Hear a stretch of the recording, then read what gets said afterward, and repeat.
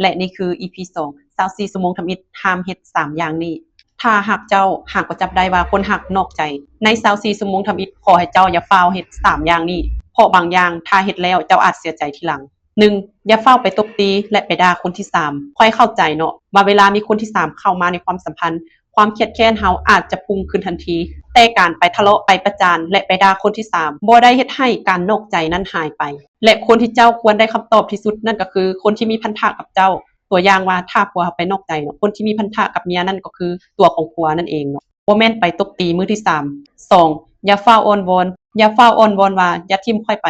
แต่จื้อไว้ว่าการนอกใจของเขาบ่ได้ลดคุณค่าของเจ้าบ่จำเป็นต้องอ้อนวอนให้ไผเลือกเจ้า3อย่าฟ้าวตัดสินใจเรื่องใหญ่ๆในตอนที่อารมณ์ยังรุนแรงอันนี้สำคัญหลายฟ้าวตัดสินใจใหญ่ๆในตอนที่อารมณ์ยังแตกอย่าฟ้าวประกาศว่าจะเลิกอย่าฟ้าวโพสต์ประจานเรื่องส่วนตัวลงโซเชียลและอย่าฟ้าวตัดสินว่าค่อยจะอยู่หรือค่อยจะไป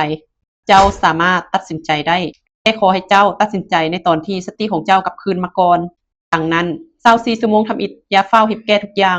บ่ต้องรีบตัดสินอนาคตหน้าที่ของเจ้ามื้อนี้คือการปกป้องสติและคุณค่าของตัวเจ้าเองเจ้าสามารถเสียใจได้สามารถร้องไห้ได้สามารถยอมรับว่าตอนนี้เจ้ายังบ่สามารถจะไปต่อแนวใด